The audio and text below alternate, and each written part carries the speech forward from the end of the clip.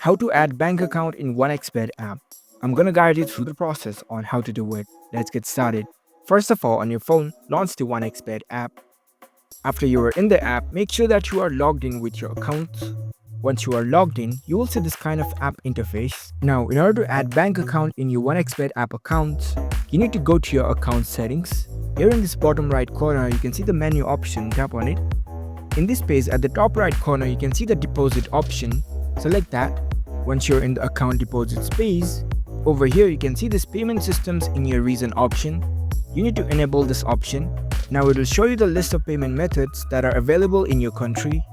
And if the bank transfer feature is available in your region for OneXBet app, it will show up over here like this. Once you see the bank transfer section, select this new bank transfer option. After that, you will see a pop-up like this. From here, you can enter the amount of money that you want to deposit.